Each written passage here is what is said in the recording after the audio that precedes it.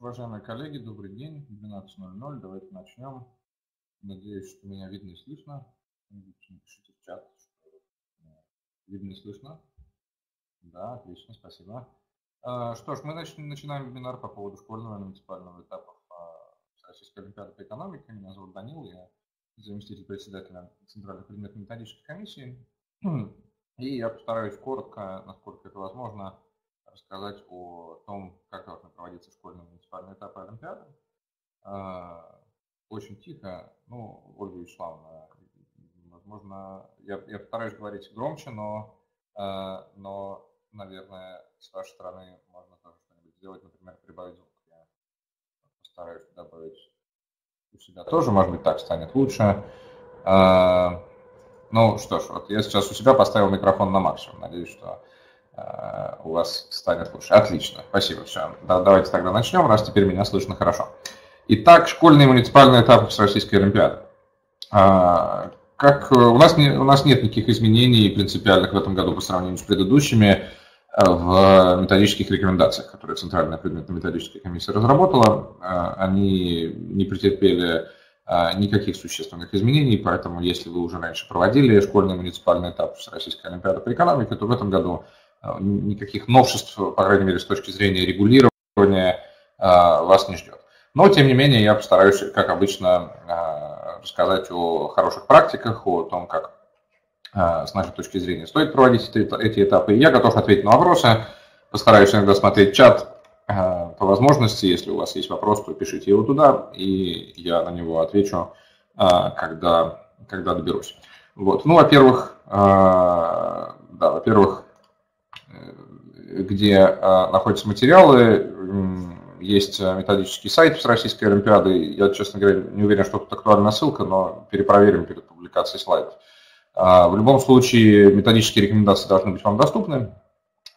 И мы сейчас по этим рекомендациям пройдемся. В особенности нас будет интересовать раздел 3. То есть я, как представитель Центральной предметно-методической комиссии, в основном буду говорить о методике оценивания выполненных олимпиадных заданий. И вообще мы стараемся составлять наши методические рекомендации так, чтобы они не дублировали другие документы. Например, порядок проведения Всероссийской олимпиады, в нем много вопросов освещено, которым все всероссийские олимпиады должны соответствовать. Поэтому наши рекомендации, они касаются каких-то особенностей именно олимпиады по экономике.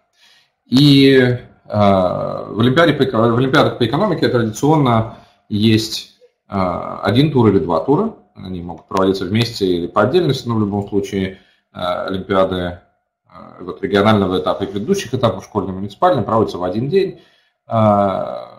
И, как правило, состоит из тестов и задач. Тут наши методические рекомендации, они не предписывают никакого конкретного состава заданий.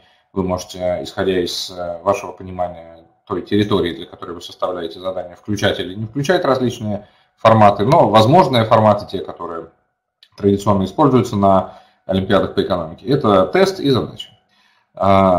Но вот здесь в первом пункте на этом слайде написано, что для каждой параллели делать задание не обязательно отдельное. И действительно, экономика – это такой предмет, у которого нет четкой программы, как он проходится в школах. То есть мы наблюдаем, что в разных школах и темп, и состав методического материала разный. Поэтому, исходя из вашего понимания ситуации на той территории того муниципалитета или того региона, для которого вы составляете задания, вы можете делать их либо разными для разных параллелей, либо пересекающимися, либо, может быть, даже для некоторых параллелей задания совпадающие. Вы, наверное, знаете, что на региональном и заключительном этапе у нас в последние несколько лет вместе идут задания 10-11 класса, а 9 идет отдельно. И там вместе с 8-8-классники, которые доходят до регионального и заключительного этапа, они пишут вместе с 9. То есть отдельно 9, отдельно 10-11. В этом году это поменяется. У нас есть предписание Министерства просвещения, которое заключается в том, что в региональном и заключительном этапе все три параллели должны идти отдельно, и мы этому будем следовать. Но что касается муниципального этапа, то это остается на ваше усмотрение. То есть вы можете сделать либо задания общими, либо задания пересекающимися, либо задания разными для разных параллелей. Но подводить итоги нужно по параллелям. Вот. Ну, я не буду подробно останавливаться сейчас на какие компетенции задания могут проверять. Если будут об этом вопросы, то мы об этом поговорим, потому что это очень большая тема, и в такой вот короткий 45-минутный вебинар сложно уложить, когда мы говорим про компетенции, проверяемые заданиями. Лучше поговорим про отдельные форматы, которые, как я сказал, являются традиционными для Олимпиад по экономике. Это тест и задачи. Тест – это набор коротких вопросов, которые бывают 4 типов. У нас в региональном этапе как раз эти 4 типа все представлены. В региональном этапе по 5 вопросов каждого типа. Вы можете на свое усмотрение выбирать пропорцию соотношения, количество разных форматов, разных вариантов вопросов. Но эти форматы такие. Первое – это так называемые в народе донетки. Формулируется какое-то утверждение, и участник должен отметить, согласен он с этим утверждением или нет.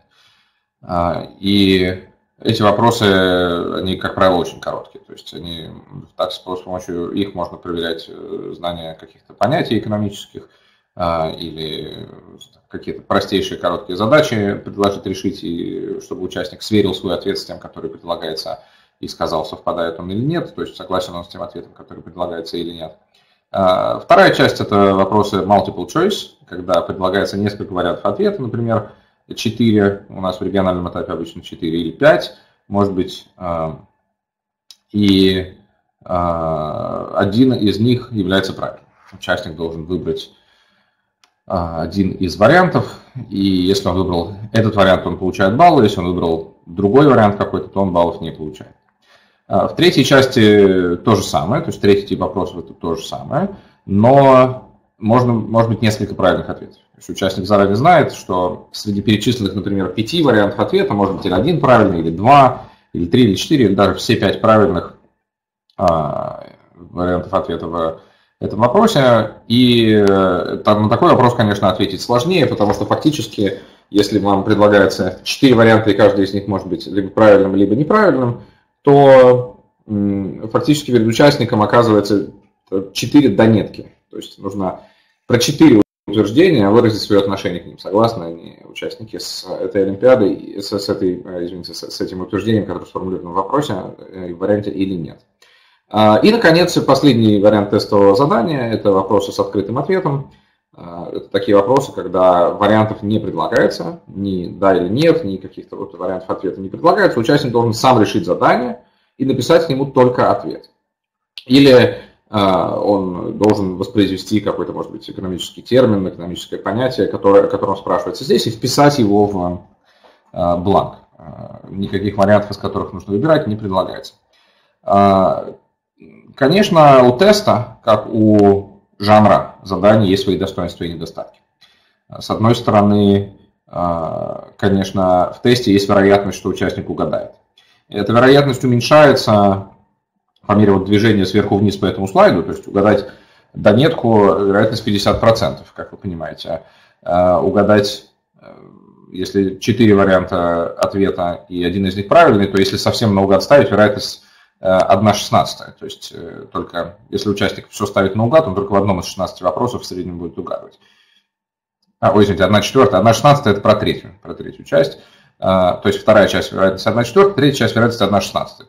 Ну, там 1/15, потому что мы знаем, что пустых совсем вопросов не бывает. То есть если перед нами 4 варианта, каждый из них может быть правильным или неправильным, то существует всего 16 способов отметить что-либо в бланке. Но все совсем пустое быть не может быть ни одного правильного ответа, поэтому остается 15. То есть вопросы третьей части, они теоретически могут быть угаданы, но все-таки вероятность этого уже довольно маленькая.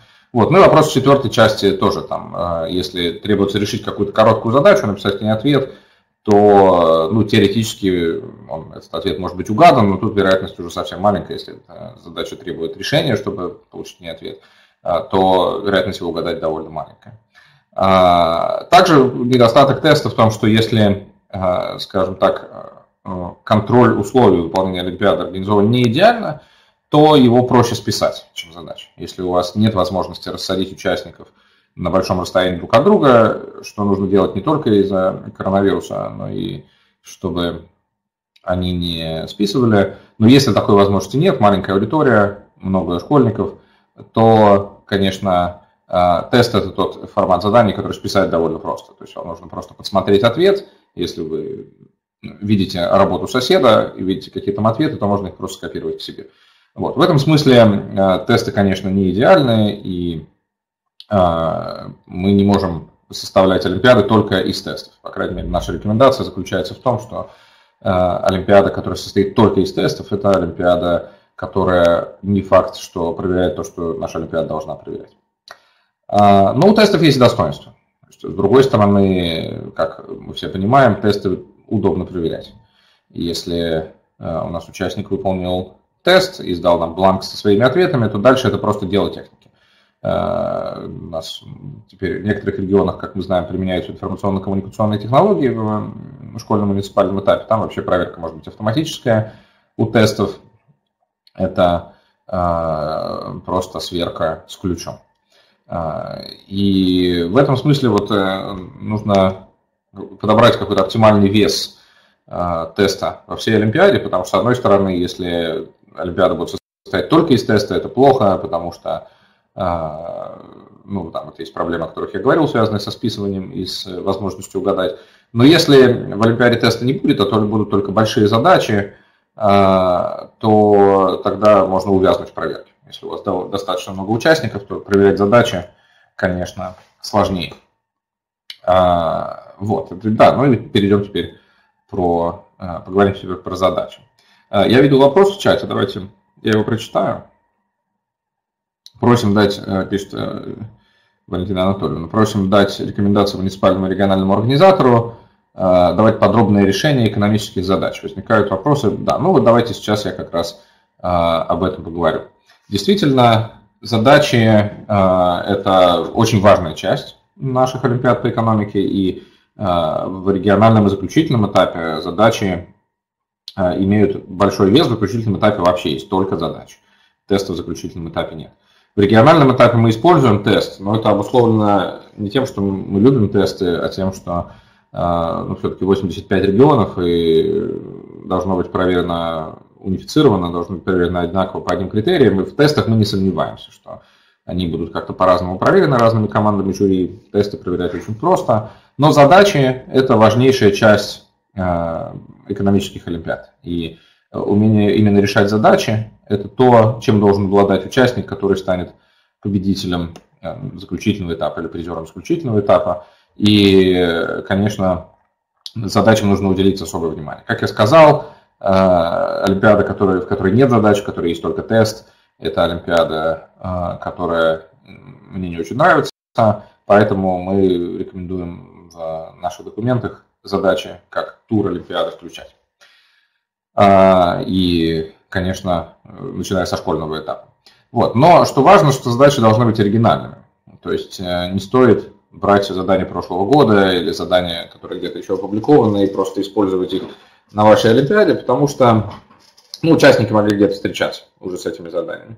И опять же, если у вас не идеально организован контроль условий выполнения олимпиады, то и у участников вдруг там возникнет возможность воспользоваться мобильными устройствами, то они смогут эту задачу просто найти и посмотреть, какое у него решение, его, соответственно, списать. Поэтому задачи должны быть оригинальными. Я понимаю, что на школьном муниципальном этапе, где много классов, много вариантов, нужно потратить много времени на то, чтобы придумать совсем оригинальные варианты для каждого класса. Но это желательно сделать. Даже если вы откуда-то берете идею задачи, что-то вас вдохновляет на олимпиадную задачу, то вы должны задачу переработать. Потому что просто использование где-то уже встречавшейся готовой задачи, во-первых, это с точки зрения академической этики не очень хорошо, а во-вторых, что более серьезный аргумент, что участники могли эту задачу где-то видеть, соответственно, те, кто ее видели, получат необоснованное преимущество. Вот. Ну и теперь, возвращаясь к вопросу, извините, что-то у меня переключилось, возвращаясь к вопросу Валентины Анатольевны, который был в чате по поводу рекомендаций для проверки. Вот, действительно, в соответствии с порядком проведения Всероссийской Олимпиады школьников, критерии проверки, то есть схемы оценивания задач, их составление входит в обязанности методической комиссии соответствующего этапа. То есть нельзя просто составить задачу и написать к ней решение, и все, и так ее дать коллегам, которые будут проверять. Потому что проверка должна проводиться по той схеме, по тем критериям, которые автор задачи имел в виду. Они, может быть, иногда будут уточняться в процессе проверки, какие-то вещи, которые в схемах проверки официальных не предусмотрены, может быть, жюри придется разруливать самостоятельно, без автора задачи, но какие-то общие вещи должны быть в подробных схемах проверки описаны. И я совершенно согласен с мнением, которое в чате было высказано, что мы все-таки должны проверять решение, а не просто ответ. Вот здесь у меня есть слайд про проверку задач. Давайте я немножко об этом поговорю. Проверка задач – это самая трудная часть работы жюри экономической олимпиады, потому что если особенно у вас много участников, много заданий, которые нужно вручную проверять, это может отнять много времени, много сил таких эмоциональных, которые вы потратите на проверку. Вот. Но это то, ради чего мы проводим Олимпиаду. То есть узнать, как школьники умеют решать задачи, это то, что нам нужно, чтобы понять, кто будет проходить на следующий этап.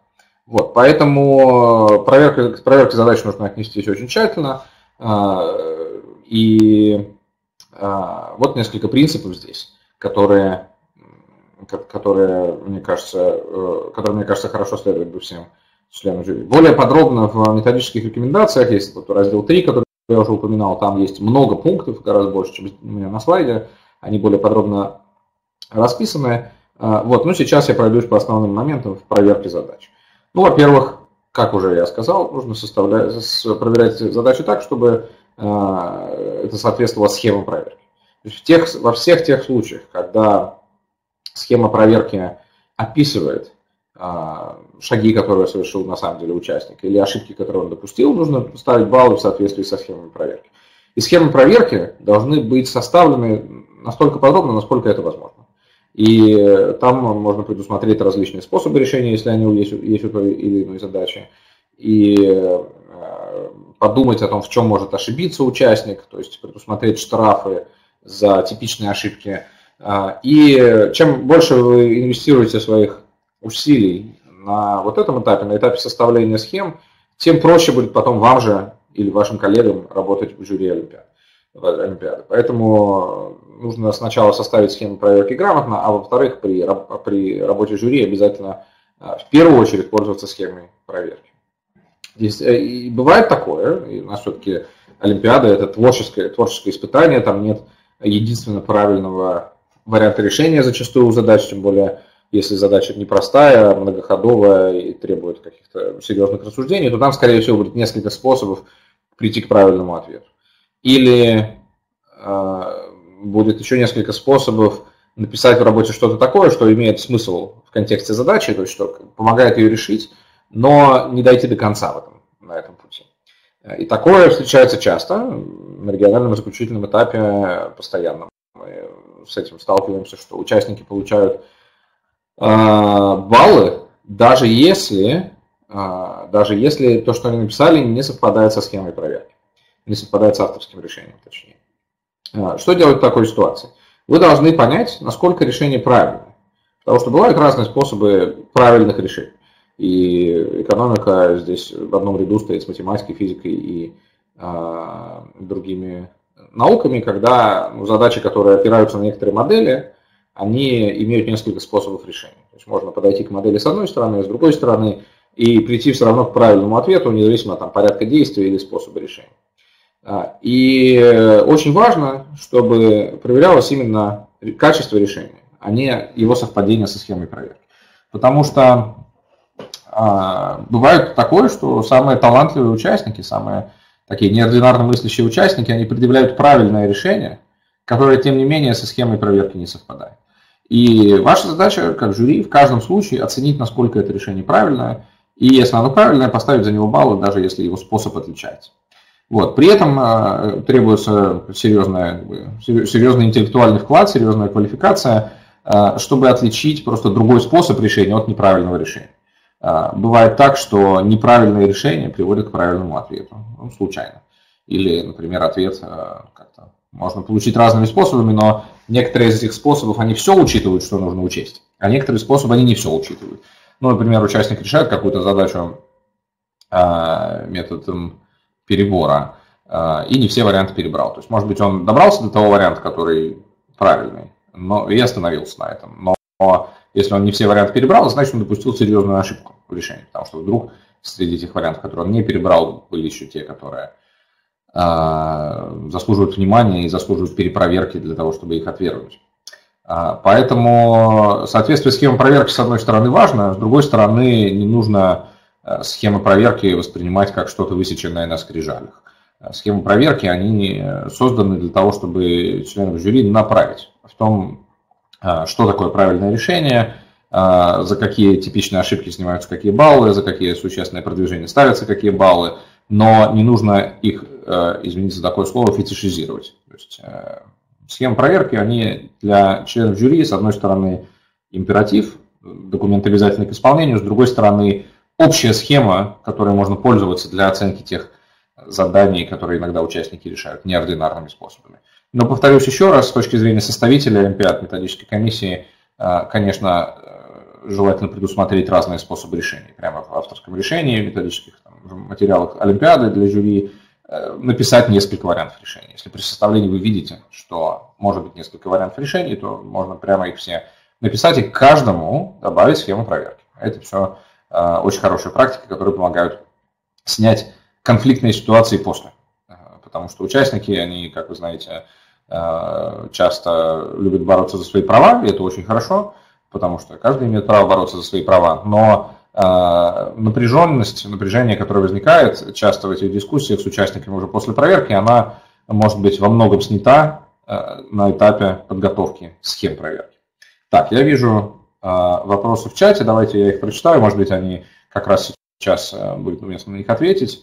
Так, Валентина Анатольевна снова пишет нам: школьники решают разными математическими способами, не совпадающими с ключами. Вариант ответа верный, возникает прецедент у жюри.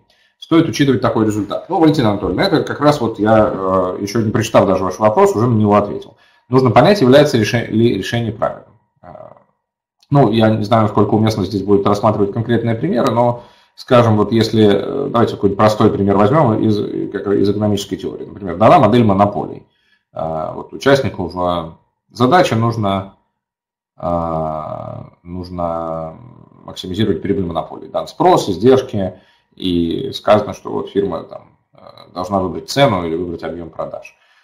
Участники могут решать это по-разному. Например, они могут составить функцию прибыли и ее проанализировать. Увидеть, что она, например, имеет максимум, в этом максимуме значит максимум прибыли. Или участники могут воспользоваться какими-то готовыми формулами, например, пресловутая M равно MC. Они могут вывести предельный доход, могут вывести предельные издержки, приравнять их, проверить, что там действительно максимум, и таким образом прийти к ответу. Это два разные способа.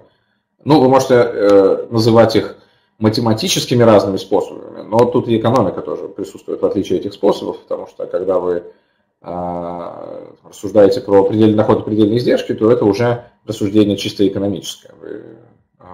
Вы анализируете, когда монополисту или просто фирме оптимально производить следующую единицу продукции, потому что она увеличивает его прибыль, а когда не оптимально производить. Так что эти способы, они имеют под собой не только разную математику, но и разную экономику. Но оба способа являются абсолютно правильными. И если схема проверки предусматривает только один из них, то значит второй жюри должно тоже оценить в полный балл, если там все необходимые части другого решения приведены. Как я сказал, это требует серьезных усилий часто, если особенно у участника получился правильный ответ, а решение сразу непонятно. То есть решение проводится каким-то другим способом,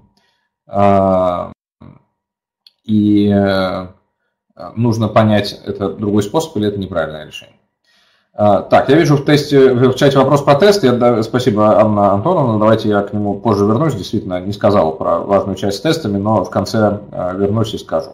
Сейчас продолжим обсуждать задачи. Значит, что еще важно? Оцениваться, второй пункт вот у меня на слайде, оцениваться должно только то, что написано в работе. Не нужно придумывать за участника какие-то шаги в решении, которые он не написал. Мы проверяем работу.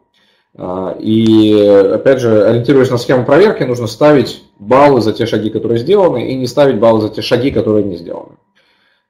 И поэтому, если участник, например, потом на апелляции придет и станет что-то говорить дополнительно про свое решение, что он имел в виду, что он тут не доделал, но это очень просто доделать, все эти аргументы не должны вас склонять к изменению его оценки.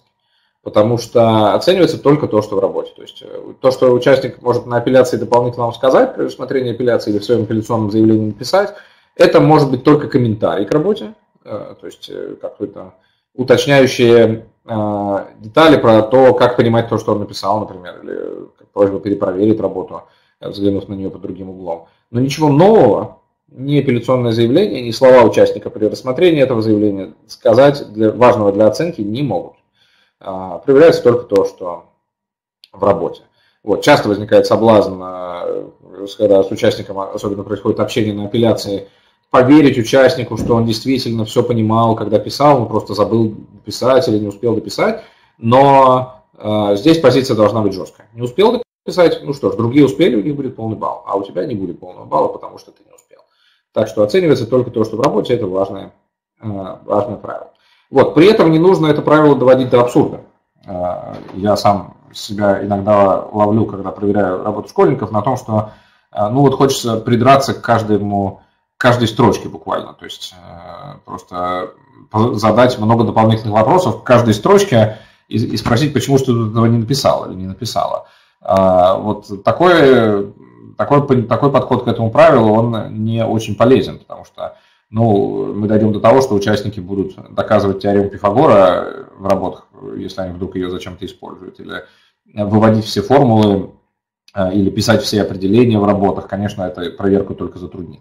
Поэтому, да, детали важны, нужно убеждаться, что участник сделал все важные шаги, но доводить это до абсурда и придираться к мелочам, которые, очевидно, что участник знает, просто они слишком фундаментальные, чтобы он их специально указывал. Вот таким мелочам придираться, наверное, не стоит.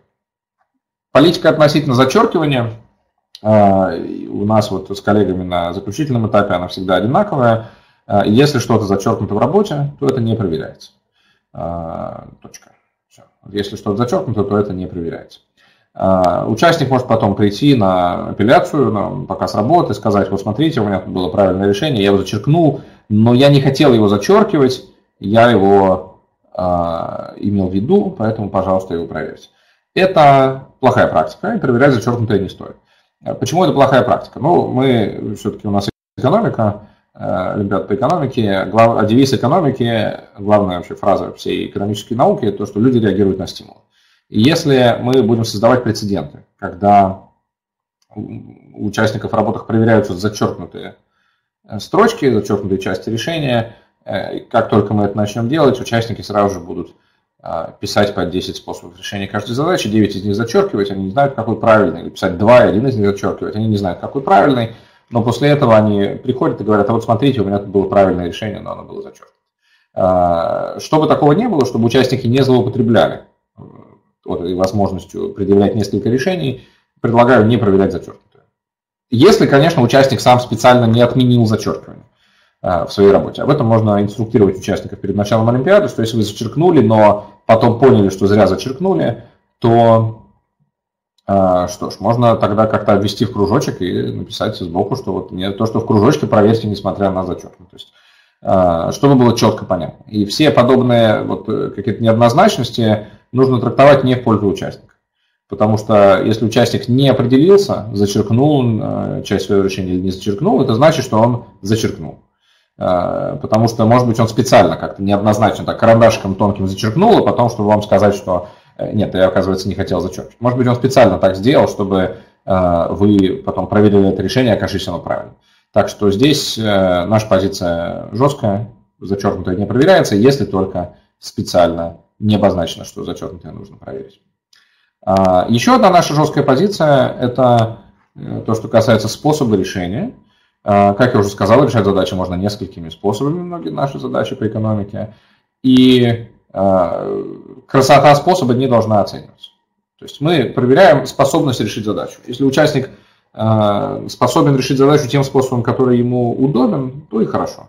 Даже если вам этот способ не нравится, он не изящный, он не лаконичный, он не красивый, ну что ж, это тем не менее решение задачи. Потому что про красоту способов и их изящество можно долго спорить, это matter of taste, а не matter of fact, субъективная вещь. Поэтому за неоптимальный с вашей точки зрения способ штрафовать не нужно, потому что, может быть, с вашей точки зрения он не оптимальный, а кто-то другой посчитает, что он вполне себе оптимальный. То же самое недостатки в оформлении. Иногда очень сложно читать работу участников, я знаю, мы с коллегами проверяем заключительные этапы постоянно, там даже вот те, кто добираются до заключительного этапа, все равно у них бывает проблема с оформлением работ. У нас ребята творческие, талантливые, поэтому у них иногда поток мыслей он не прекращается, они пишут все, что им приходит в голову, потом зачеркивают, потом отменяют зачеркивание, потом снова зачеркивают, потом еще пишут, потом прерывают решение этой задачи, начинают другую, и может быть, потом вернуться к первой задаче, но напишут где-то в другом месте продолжение решения. Это все, конечно, очень раздражает. При проверке, я согласен, это неприятно. Вот. Но все же у нас олимпиада по экономике, а не по чистой писанию, и не по редактированию текстов. Поэтому нам нужно проверять экономику. И нужно искать, даже в плохом оформлении, что же за смыслы там скрываются. Если там скрываются смыслы, которые должны быть оценены, они должны быть оценены, независимо от того, как работа оформлена. Дальше. Я уже немножко сказал об этом, вот про следующий пункт, что проверяться должны знания и логические связи. Здесь, как обычно, мы опираемся на схему проверки, но со здравым смыслом тоже дружим. Если в особенности решения участника оно не такое, как авторское, то придется его проверять по какой-то вот схеме адаптирования для этого способа решения, если этого способа решения у автора нет. И там нужно придумывать штрафы, которые будут эквивалентны, сопоставимы с теми штрафами, которые в авторском способе решения есть, которые в схеме проверки автор приводит. И важно здесь обратить внимание на вот такие логические цепочки, на логические связи. И если у участника непонятно, что откуда следует, непонятно, где у него то, что он доказывает, а где то, с помощью чего он доказывает какое утверждение, вот за это штрафы могут быть довольно существенные. Всегда есть здесь вопрос, вот я удивлен, что в чате еще нет вопроса про арифметические ошибки, ну, возможно, потому что вы видите, что я о них собираюсь говорить, но здесь вот как раз уместно будет сказать, что знание логической связи гораздо важнее арифметики. Все-таки на наших олимпиадах, кроме заключительного этапа, на школьном, муниципальном, региональном, калькулятором пользоваться нельзя. Нельзя пользоваться никакими программами, которые, скажем, решают уравнения, максимизируют функции. Участник должен делать все самостоятельно. И можно здесь ошибиться. То есть с кем не бывает, арифметические вычислительные ошибки, они вполне нормальная вещь. Не буду говорить, что за них не надо штрафовать, потому что надо. Но хочу сказать, что ваша проверка работ не должна сводиться к сверке с правильным ответом. Я готов еще 15 раз это повторить, уже после того, как 10 раз повторил, но это очень важно. Это то, в чем наши олимпиады, зачем мы именно даем задачи в наших олимпиадах, а нет все время тесты multiple choice. Потому что нам нужно проверять решение, а не ответ. Если ответ совпадает, это не значит, что решение правильное. Если ответ не совпадает, это не значит, что решение неправильное. Может быть, участник в конце, в самом уже, когда ответ выписывал, описался. Или в последнем действии сложил неправильно 2 плюс 2, но перед этим решил сложнейшую задачу, применив все знания экономики и математики, которые у него были. Вот в таких случаях вычислительные ошибки не должны приводить к штрафам существенно. То есть я не буду говорить никаких конкретных баллов, потому что шкалы оценивания могут быть у вас разные. У кого-то может быть 100 баллов вся олимпиада, у кого-то 200 баллов вся олимпиада. Это остается на ваше усмотрение, но в любом случае штрафы должны варьироваться в зависимости от того, насколько ошибка существенная. То есть если участник в самом конце допустил оплошность, которая в целом не сделала задачу проще, не сделала задачу другой, ничего содержательно не испортила в решении, только последнее действие было как-то не очень аккуратно завершено, то такая ошибка, ну, она может либо вообще не штрафоваться, ну, или чтобы как-то участника приободрить и сказать ему, что больше так делать не надо, может быть, она на минимальное количество баллов должна снизить его оценку. Если ошибка арифметическая допущена в существенной части решения, например, в начале, и из-за нее у участника получился какой-то результат, противоречащий экономической логике, то есть, ну или противоречащий в содержательном смысле, в качественном смысле правильному ответу. Например, задача про ту же самую монополию, и в ответе получается, что фирма должна производить какое-то количество единиц продукции. А участник решал, у него из-за арифметической ошибки в начале получилось, что у фирмы всегда отрицательная прибыль, и он говорит, фирма должна уйти с рынка. Вот если это произошло из арифметической ошибки, то получается, что участник практически испортил задачу. То есть он решал задачу другую, с другими цифрами, и вот он ее как-то решил, но это была задача не та, которую ему предложили в условиях. Поэтому такая ошибка может быть оштрафована сильно. Ну, для регионального этапа, когда мы пишем схему проверки, мы стараемся для каждой задачи придумать, где же там могут быть арифметические ошибки, и их сразу обозначить. Их еще в схемах проверки авторских написать, что вот если здесь арифметическая ошибка, то это столько-то баллов, если здесь, то это столько-то баллов. Но не все можно предусмотреть. Понятно, что на этапе составления некоторые вещи могут быть проработаны так, чтобы потом на этапе проверки снять вопросы, и тем более на апелляции снять вопросы.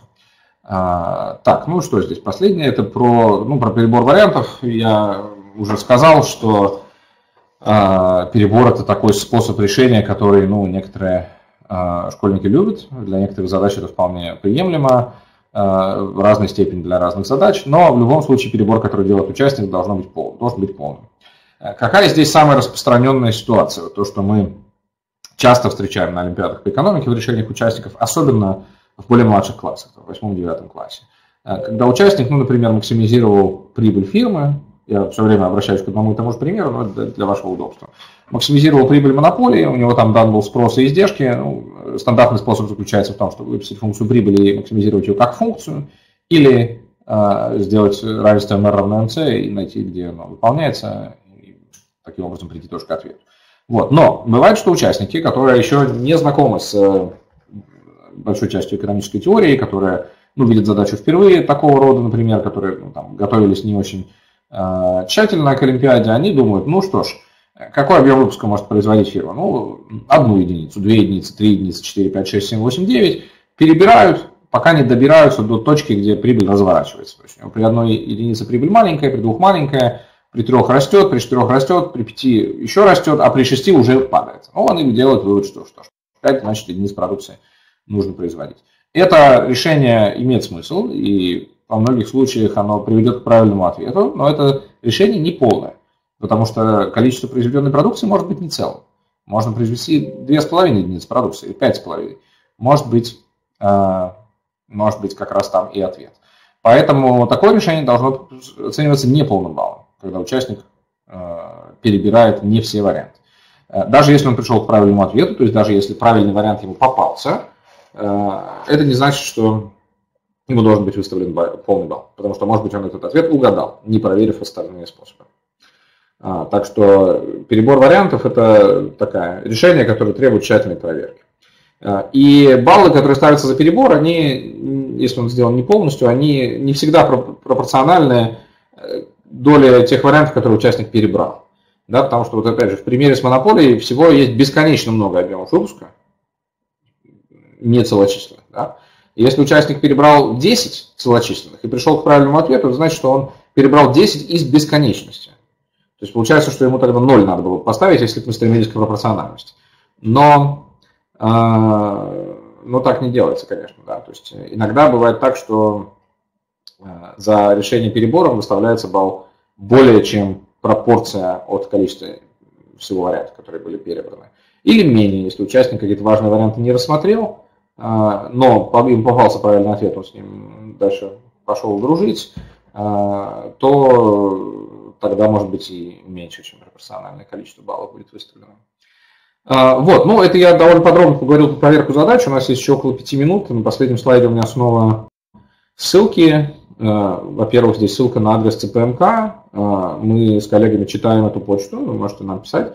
Ну, естественно, по тем вопросам, желательно, с которыми мы можем помочь, как Центральная предметно-методическая комиссия. Мы постарались сформулировать рекомендации максимально подробно, максимально четко, но если что-то осталось там не проясненным для вас, то, пожалуйста, пишите нам, мы постараемся для вас спорные вопросы прояснить. Вторая ссылка здесь Style of Economics, это сайт, который собирает все возможные олимпиадные задания, и вам для вдохновения, когда вы будете составлять школьный муниципальный этап, может быть, что-то оттуда пригодится. Но еще раз хочу повторить идею из начала моей презентации, что ни в коем случае нельзя брать просто готовые задачи и вставлять их в олимпиаду, потому что участники могли их где-то встречать. Ну и последняя ссылка, это сайт, где, собственно, рекомендации обычно расположены, там есть тоже какие-то материалы, и тоже им можно пользоваться. Возможно, какие-то есть еще ссылки, которые я забыл упомянуть, но в таком случае коллеги дополнят.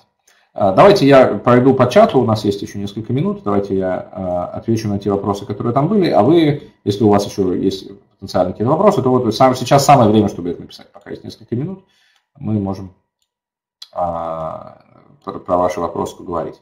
Был вопрос про тесты, Анна Антоновна Захарчук спрашивает, если в тестовых заданиях несколько вариантов ответа, вот это вот на моем слайде, это третий вариант, третья часть заданий, то как тогда его проверять? Третья часть задания, где неизвестное число правильных ответов из 4. Потому что, ну, а вдруг участник выбрал все, кроме одного. То есть там было 3 правильных ответа, он выбрал 2.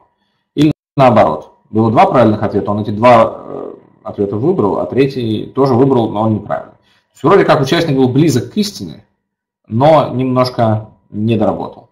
То же самое может быть и с 4 частью, когда вроде как ответ, который выписан в 4 части, он понятно откуда взялся, и мы понимаем, что участник, ну, как бы почти решил. То есть чуть-чуть ему не хватило, чтобы правильный ответ получить. В этом случае мы имеем соблазн, нам хочется участника поощрить, поставить ему, скажем, частичный балл за тест.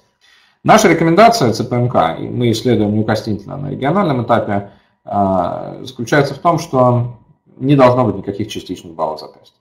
Потому что определить, что такое частично правильный ответ, очень сложно. А если в тесте был 1 правильный ответ, а участник не выбрал ни одного, вроде как всего на единичку отличается. Да? То есть, выбрал бы 1, у него был бы правильный ответ. Но как засчитывать такое, если он вообще ничего не написал?